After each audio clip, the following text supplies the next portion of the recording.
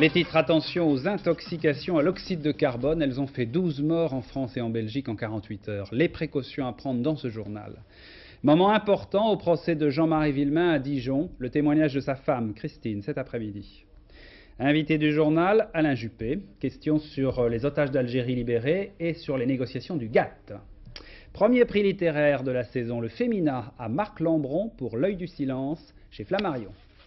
Bonsoir, et d'abord la Corse, où même si la pluie était moins forte, la pluie continue de tomber sur l'île et surtout le bilan s'est alourdi. 5 morts, 3 disparus encore, c'est le dernier bilan. Heureusement, la météo prévoit une accalmie, mais il y aura encore des pluies. Quoi qu'il en soit, beaucoup de villages sont encore isolés parce que les routes sont coupées. Le seul moyen de transport efficace, c'est l'hélicoptère. Anne Poncinet, Philippe Turpot, reportage. Ils ont mis les casques anti-bruit, alors nous n'avons pas pu leur poser la question, mais nul doute que c'était leur premier voyage en hélicoptère Puma. Un voyage avec l'armée de terre pour rentrer à la maison de Ghisonaccia à Porto Vecchio. Par la route, c'est pas possible? Non, c'est pas possible, le pont de Solenzar est coupé. Il n'y a aucun autre moyen en faisant le tour? Bah non, parce que prendre la montagne avec ce temps... Et le détour aurait pris des heures. Alors la petite famille est rentrée par la voie des airs en survolant ce fameux pont de Solenzara, toujours coupé, véritable verrou à la circulation entre les deux départements corses. Retour sur la base de Ghisonaccia, où un hélicoptère de la sécurité civile, cette fois, s'apprête à partir rechercher les disparus. Voilà, c'est dans cet endroit que vous allez chercher jusqu'à la mer. Est-ce que la mer est un peu sur la plage de chaque côté? Et un peu sur la plage de chaque côté en fonction de ce qui s'est passé. 3 victimes seront ainsi retrouvées au cours de la journée sur la côte orientale par les reconnaissances hélicoptères. 15 heures, base du centre départemental de secours de Bastia. C'est une mission de ravitaillement qui se prépare. Dans le Puma, de l'eau, du lait, du pain et du sucre. Ce matériel, nous allons le monter à côté du village de Silvestro. Et le village donc, que nous devons ravitailler se trouve relativement haut. Ici, c'est surtout l'eau qui pose problème. Les canalisations ont souffert. Pour récupérer l'eau, pour rétablir l'eau, on a travaillé hier soir jusqu'à 8 h du soir. On a rétabli, mais ce matin, il y a eu encore un éboulement et que la canalisation a pété complètement. En fait, en Haute-Corse, un village restait ce soir isolé à 100%, même aux véhicules tout-terrain, mais le sol gorgé d'eau pourrait encore provoquer de nouveaux éboulements. Voilà, et le village qui est encore isolé, c'est le village de Prunelli di Casaconis. Nos équipes étaient en reportage là-bas il y a 3 jours. En Californie aussi, le pire semble passer, mais Los Angeles a eu chaud et ce n'est pas une image. 3 morts, 350 résidences détruites, notamment à Malibu, l'une des banlieues chics de la métropole américaine. Le Point, Bruno Albin. C'est tout ce qu'il reste de la villa de l'acteur Sean Penn, l'ex-mari de Madonna. 25 millions de francs partis en fumée. Un voisin de Sean Penn, le réalisateur britannique Duncan Gibbons, a péri dans sa maison en flammes où il était retourné pour sauver sa chatte. Cette nuit, alors que les pompiers semblaient avoir enfin contenu les incendies, les policiers ont retrouvé 2 corps calcinés près d'une voiture. Ils n'ont pu les identifier. Le chanteur Sting, John McEnroe, la plupart des stars d'Hollywood ont malgré tout été épargnés. Les villas de Charles Bronson et Mel Gibson n'ont pas été touchées. Les chevaux de Tom Selleck ont été pris en pension par son ami Robert Wagner. Le pire semble être passé, le vent sec est tombé. Les agents du FBI cherchent des preuves pour étayer la thèse la plus crédible, celle d'un acte criminel. Plusieurs foyers initiaux ont été repérés, des personnes au comportement suspect aperçues, des lettres de menaces adressées au gouverneur de Californie. À Washington, le Sénat a voté hier soir une loi doublant les peines prévues pour les pyromanes. En France, si le sud est ravagé par les pluies, le nord du pays et tout le Benelux connaissent un temps très stable, sans vent, ce qui provoque aussi des catastrophes, des intoxications à l'oxyde de carbone. Nous vous en parlions dès hier soir. Mais aujourd'hui, le bilan est lourd. 12 personnes, 8 en Belgique et 4 en France, sont mortes depuis jeudi. Alors si vous avez un chauffage individuel, au charbon, au bois ou au gaz, c'est-à-dire les chauffages qui peuvent dégager de l'oxyde de carbone, eh bien voici les conseils qu'il vous faut suivre impérativement. Nathalie Delay, Gilles Balbastre. La météo est le seul paramètre sur lequel on ne peut agir pour éviter l'intoxication. Le tirage des cheminées est affaibli par l'absence de vent, on n'y peut rien. Ce qu'il faut en revanche, c'est faire vérifier 1 fois par an toutes les installations de chauffage, gaz, fioul, essence ou charbon. Vérifier que les systèmes de sécurité sont en bon état et que les conduits de cheminée sont dégagés. Le ramonage régulier est une nécessité. Autre recommandation, libérer à tout prix les circuits d'air. Les maisons toujours plus isolées pour maîtriser l'énergie ont plus que jamais besoin de bouches d'aération. Les obstruer, c'est toujours prendre un risque. C'est difficile. De plus en plus, pour faire des économies de chauffage, ils prennent des risques inconsidérés et ils ne se rendent pas compte. Pourtant, les pompiers, les sapeurs-pompiers les mettent en garde régulièrement à la télévision. Et malgré ça, on trouve encore des trappes de ventilation calfeutrées par du papier ou toutes sortes de bouchons, quoi. Les prévisions météorologiques annoncent toujours sur le nord une atmosphère douce et stable. Il est donc toujours temps de respecter à la lettre les recommandations de prudence. Le procès Villemain suite, les audiences étaient importantes. Aujourd'hui, ce matin, les experts psychiatres ont tracé le portrait psychologique de l'accusé, Jean-Marie Villemain. Et cet après-midi, Christine Villemain témoignait. Dominique Verdeillan, compte rendu d'audience. La justice n'était pas la seule à attendre ce rendez-vous. Pour Jean-Marie Villemain, quand il quitte la prison de Dijon à 7h30, il sait que ce sont des retrouvailles qui s'annoncent. Depuis 3 jours, les règles de la cour d'assises les ont séparés, de force. La presse aussi l'attend, comme si depuis mardi son image était devenue rare. Entourée de ses 4 avocats, escortée par les photographes, protégée par les policiers, Christine Villemain fait son entrée au palais de justice. La dernière fois qu'elle y est venue, c'était pour son non-lieu. Aujourd'hui, innocentée, elle vole au secours de son époux. Il est 9h. Ce n'est que 7 heures plus tard qu'elle pénètre dans la cour d'assises. Je voudrais tellement trouver les mots justes pour dire la souffrance qu'on a vécue. On a essayé de comprendre ce qu'on avait fait pour qu'on nous prenne notre enfant. Quand j'ai été inculpé, j'étais anéanti. On voulait nous séparer, mais plus on prenait des coups, plus notre amour grandissait. Avec Jean-Marie, j'ai compris ce que voulaient dire les mots aimer et être aimé. Les retrouvailles ont eu lieu, mais pas la confrontation. Celle avec Marie-Ange et Muriel, absentes. Venir à Dijon durant 5 semaines coûte cher, disent leurs avocats. Choix délibéré ou hasard? Ainsi, n'ont-elles pas assisté aujourd'hui à cette déclaration d'amour? Jean-Marie Villemain n'avait Dieu que pour Christine, et même la vitre pare-balles du box n'est pas parvenue à les séparer. Cette nouvelle affaire de foulard islamique, maintenant, c'est à Nantua, dans l'Ain. 4 adolescentes musulmanes désiraient porter le foulard islamique durant les cours. Elles ont été exclues du lycée par le proviseur. Françoise Vallée, Olivier Jacquelin.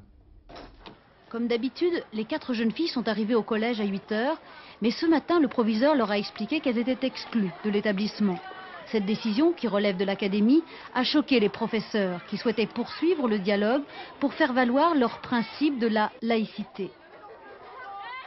La laïcité, ce n'est pas l'exclusion.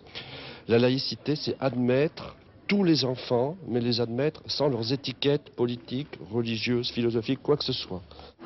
Un principe impossible à respecter, disent les familles.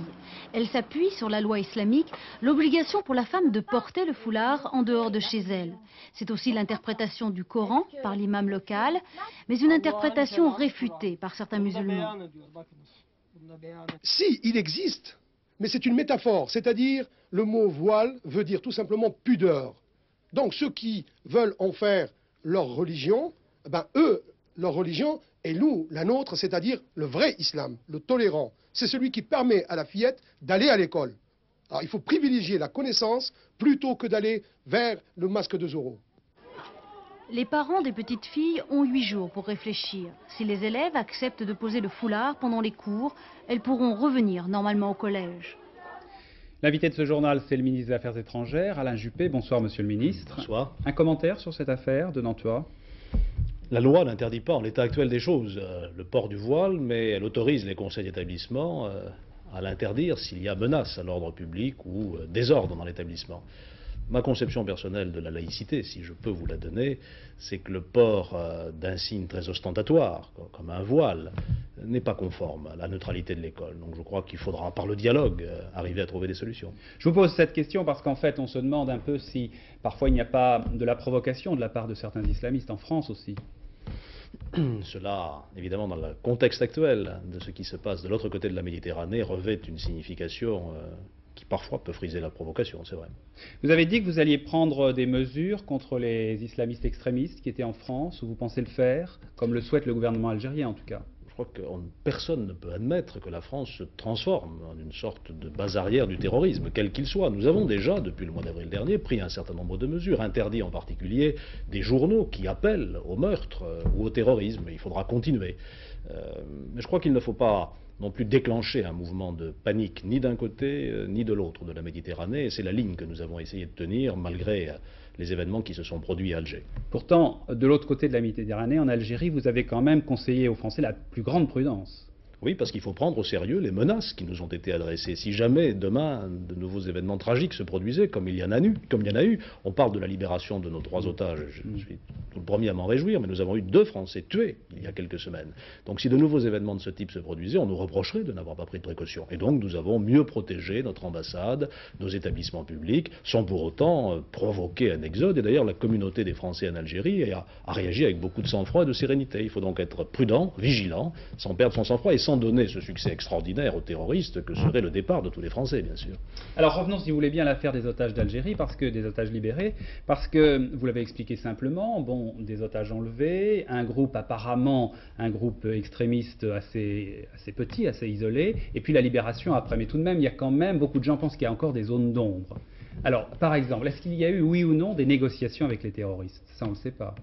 Comment pourrais-je le savoir? Y en a-t-il eu avec le gouvernement français? Certainement pas. Quelle a été notre attitude? Je ne comprends pas cette excitation sur de prétendues zones d'ombre. On sait très bien dans quelles circonstances nos compatriotes ont été enlevés le dimanche 24 octobre à 7h30 du matin dans le garage de l'immeuble où ils habitaient. Ça, on le sait, c'est établi. Dans l'instant qui a suivi, nous sommes immédiatement entrés en contact avec les autorités algériennes pour leur dire c'est votre responsabilité de les retrouver. Ça se passe chez vous, sur votre sol. Je l'ai dit à l'ambassadeur d'Algérie à Paris et notre ambassadeur à Alger l'a dit aux autorités algériennes. Et à partir de ce moment-là, nous avons été en contact heure par heure avec les autorités algériennes qui ont fait leur travail. Bien sûr, mais alors pourquoi a-t-on appris seulement près de 20 heures après la libération? C'était le samedi soir, on l'a appris que le dimanche 13h à peu près. Je suis stupéfait qu'on se pose cette question, si vous me permettez de vous le dire. Nous avons appris cette libération par l'armée algérienne dans la soirée, dans l'après-midi de samedi. La libération de qui? De M. Thévenot et de M. Fressier, et pas de Mme Thévenot. Et donc il était évident, pour permettre la poursuite des recherches et pour ne pas mettre en danger la vie de Mme Thévenot, qu'il fallait garder le secret. C'est ce que nous sommes convenus de faire avec les autorités algériennes. Une nuit s'est passée, le dimanche matin, le groupe islamique armé, qui revendiquait l'enlèvement, a publié un communiqué annonçant qu'il allait libérer nos 3 otages, ce qui était évidemment une manière de couper l'herbe sous le pied des autorités algériennes, puisqu'on savait que 2 d'entre eux étaient déjà libres. Et c'est à ce moment-là que nous avons rendu la nouvelle publique. Nous avons décidé de rapatrier M. Thévenot et M. Fressier dans l'après-midi. J'ai été les accueillir à Villacoublay et dans la fin de l'après-midi, j'ai appris que les ravisseurs, cette fois-ci, avaient relâché Mme Thévenot dans Alger. Nous sommes allés la récupérer, nous l'avons amenée à l'ambassade, elle a passé la nuit à Alger et elle est rentrée à Paris le lendemain. Pour moi, il n'y a aucune espèce de zone d'ombre. Alors encore une question tout de même, pourquoi avoir diffusé le message des ravisseurs après, alors qu'en fait, disons qu'ils n'étaient pas en position d'exiger cette publication? Ce n'est pas le gouvernement français qui l'a publié, chacun a su tout de suite, puisque Mme Thévenot l'a dit, que les ravisseurs avaient adressé un message de menace, et puis j'ai retrouvé, comme vous-même, ce message dans la presse, qui l'a diffusé, ce n'est pas moi qui puis vous le dire. Alors merci de ces explications. Venons-en aux négociations du GATT, car lundi vous avez une réunion avec vos collègues de la communauté. Je peux dire encore un petit mot sur l'Algérie, si vous avez un instant, pour bien préciser la position de la France. J'ai toujours dit, depuis que je suis dans ma fonction, qu'il n'était pas question d'être complaisant vis-à-vis de ceux qui utilisent la violence et le terrorisme, et qui véhiculent des idées anti-françaises. Ne soyons pas masochistes, n'allons pas aider ceux qui nous combattent. Mais j'ai dit aussi qu'il fallait que les choses évoluent en Algérie. Nous soutenons non pas tel ou tel gouvernement, nous soutenons le peuple algérien et la stabilité de l'Algérie, parce que c'est notre intérêt. Et il faut que ça change là aussi, il faut qu'il y ait des réformes en Algérie, il faut qu'il y ait un dialogue démocratique, je n'ai pas cessé de le dire depuis plusieurs mois. Donc venons-en au GATT, Alain Juppé. Vous avez une réunion avec vos collègues de l'Europe à Bruxelles lundi. Est-ce que oui ou non, il y a des progrès dans les négociations? Ma réponse est toute simple, non. Et je ne suis pas le seul à le dire, j'ai observé que Sir Leon Brittan dit la même chose. Nous allons effectivement étudier lundi ce rapport du commissaire Brittan, c'est déjà un grand progrès, nous l'avions souhaité, nous avons enfin un document qui peut servir de base à une discussion sérieuse. Or, que constate-t-on? Sur les 4 grands sujets de préoccupation que nous avons, c'est-à-dire un commerce mondial juste, avec les mêmes règles pour tout le monde.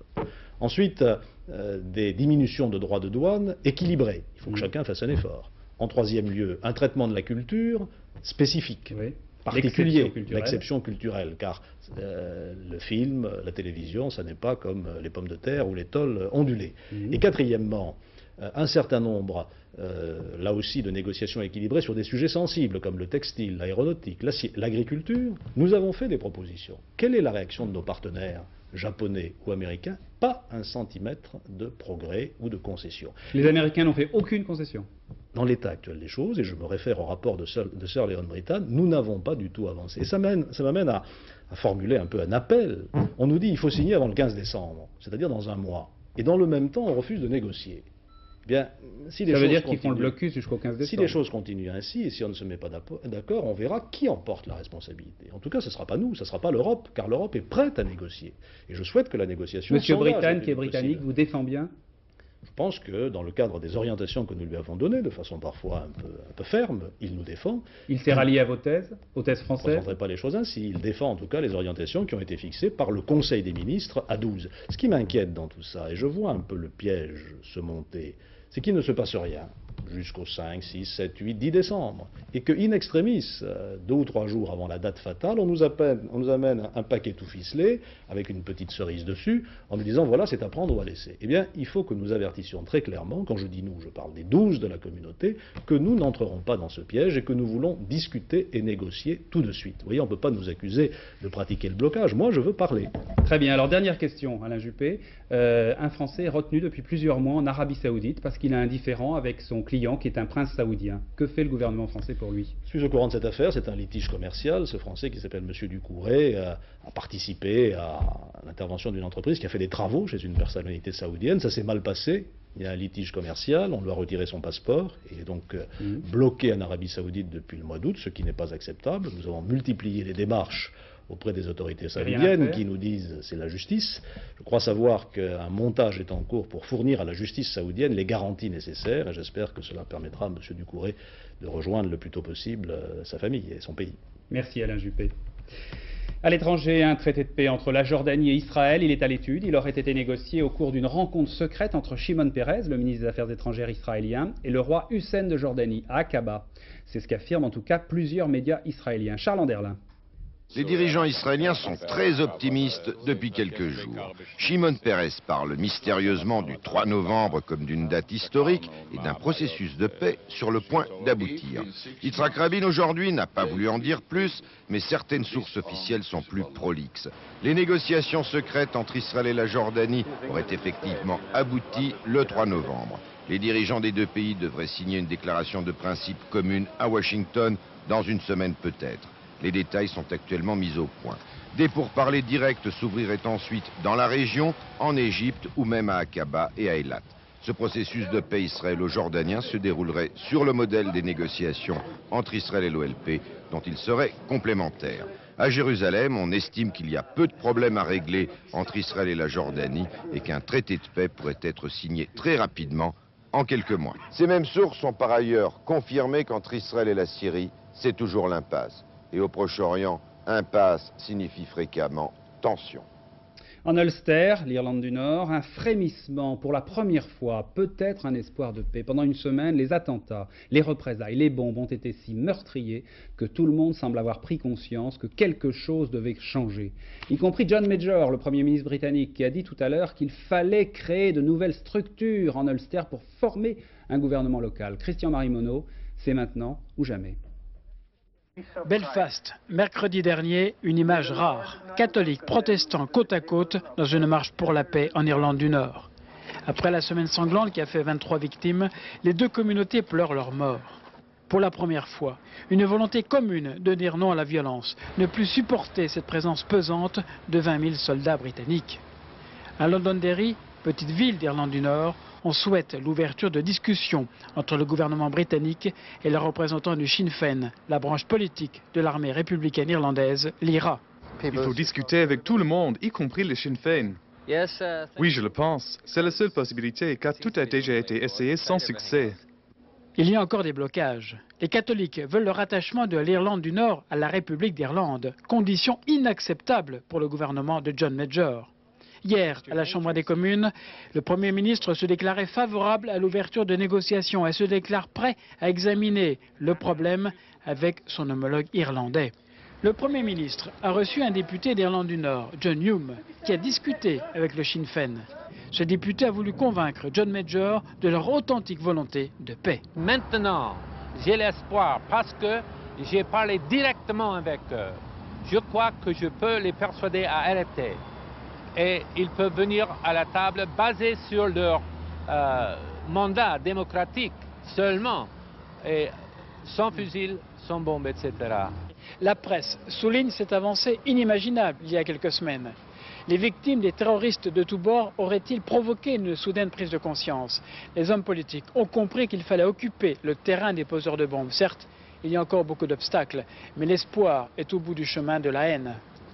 La reprise économique devrait venir en 1994, c'est le Premier ministre qui le dit. Édouard Balladur était à Metz, aujourd'hui en Lorraine. Il a annoncé aussi 140 milliards de francs de travaux autoroutiers dans les 10 ans qui viennent. Jean-Baptiste Prédali, Éric Delagneau. Aménager le territoire, c'est aussi parfois devoir ménager les susceptibilités locales. Lorsqu'Édouard Balladur choisit la Lorraine, pour son 3e déplacement dans le cadre du débat sur l'aménagement du territoire, il répartit strictement son emploi du temps. Le matin, c'est Metz, pour entendre les doléances des élus régionaux, annoncer un plan national autoroutier et parler d'emprunt européen. L'après-midi, c'est Nancy, pour ne pas froisser l'autre métropole régionale. L'aménagement du territoire, par l'exemple, en un peu plus d'1 heure de temps, dans un centre d'apprentissage. Alors là, nous avons un tuteur de 2 apprentis en 2e année. Qu'est-ce que vous faites là ? Pour évoquer l'aménagement du territoire sur le terrain, il y a les exemples locaux et la pédagogie, comme face aux étudiants du pôle de gestion nancéen. Mais dans la pédagogie d'un Premier ministre, il y a aussi les messages délivrés sur la situation économique du moment. Il est vrai qu'il y a un certain nombre de signes favorables. La question est de savoir s'ils dureront ou si ça va durer uniquement quelques mois. Je souhaite qu'ils durent. Je pense que tout le monde a atteint le fond maintenant et qu'on est sur la voie du redécollage, je le crois. Édouard Balladur et Charles Pasqua le répètent, la politique d'aménagement du territoire a un horizon, l'année 2015. Cela n'empêche pas de déplacement en visite, Édouard Balladur, d'occuper le terrain. À Caen, la manifestation de soutien aux sidérurgistes de la SNM à l'occasion de l'extinction du dernier Haut-Fourneau. Cette manifestation a mal tourné, il y a eu des affrontements. La journée avait commencé dans la dignité et l'émotion. À l'extérieur du site, près d'1 millier de salariés, de retraités de l'usine et des habitants s'étaient rassemblés. Et puis une partie des manifestants s'est attaquée au conseil régional en fin d'après-midi. Il y a eu des affrontements avec la police.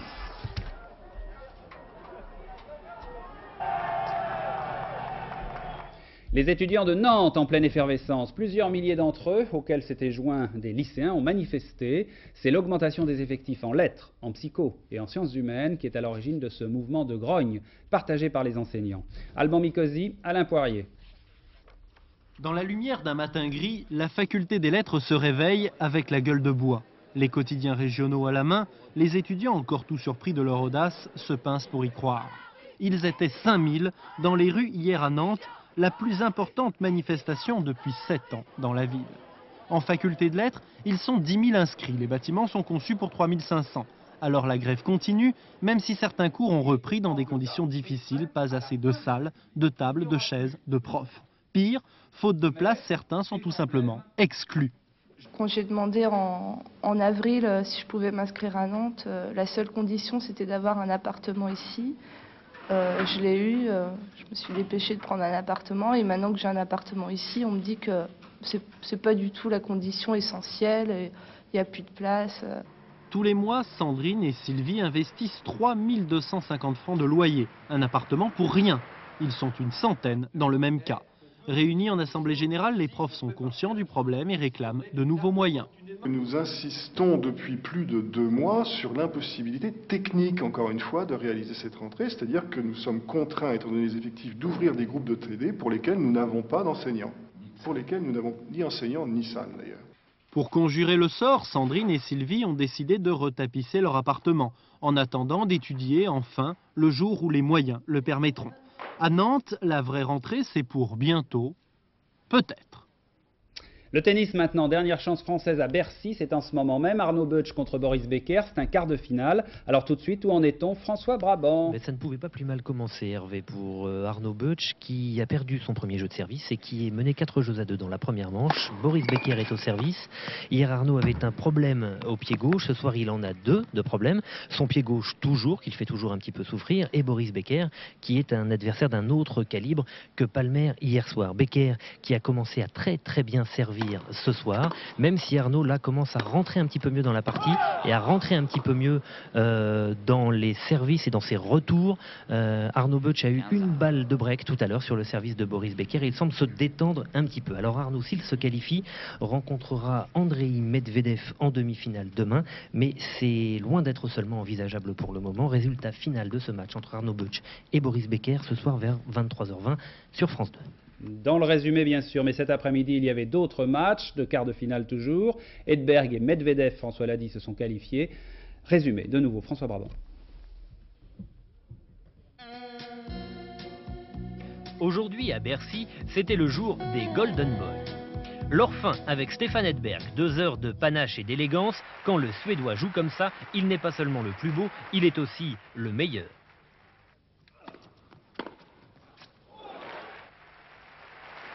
Passing, retour, volée, Edberg a plus d'un coup dans sa raquette. Stich, écœuré, en a perdu la sienne. Mon Dieu, comme c'est beau. Et ça n'est pas fini. L'or rouge avec Mark Woodford. L'Australien est content, même s'il n'a pas gagné. Il faut dire que c'est lui, la plupart du temps, qui a fait le spectacle.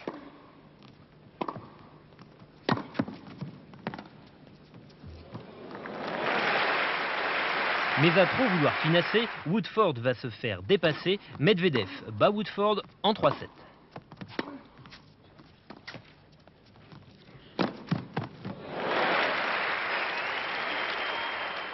Enfin, il y a l'or qui se change en plomb dans les coups de Goran Ivanisevic. On connaissait son légendaire service, mais c'est son revers qui a écœuré Pete Sampras.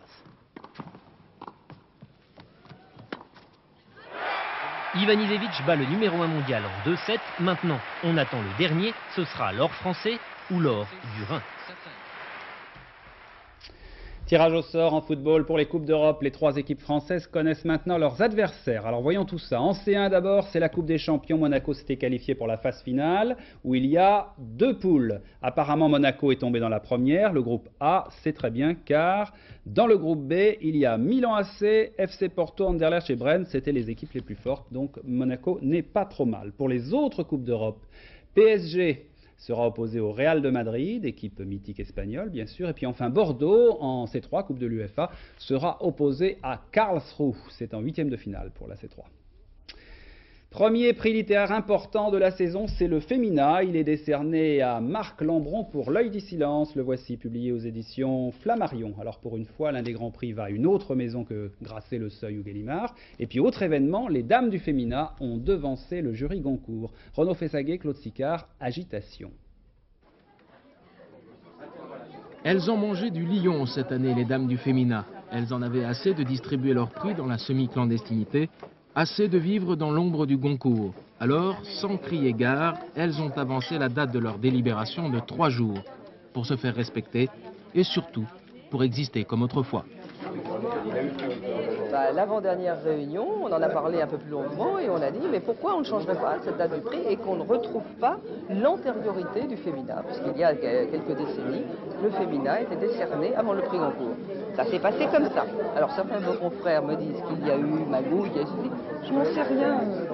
Les mauvaises langues croient en effet savoir que ce changement de date est une manœuvre du clan Gallimard, Grasset Seuil, pour garder le Goncourt à lui tout seul. La littérature aujourd'hui, c'est comme une négociation du GATT, impitoyable et compliquée. Mais les 11 dames du Femina disent n'avoir en tête que l'amour des romans. Elles qui, comme Dominique Horry, ont inventé Histoire d'eau, ou qui, comme Benoît de Groult, ont émancipé tant d'adolescentes. Quand je lis dans les journaux, je m'aperçois qu'il y a toutes sortes de complots qui se nouent. Est-ce que c'est derrière mon dos? Est-ce que je suis naïve? Je ne sais pas. Moi, je ne vois rien, en tout cas. Vous, c'est le coup de cœur ou c'est plutôt... Oui, tout à fait. Uniquement. Le prix Femina 1993 a été attribué à Marc Lambron pour L'œil du silence chez Flammarion.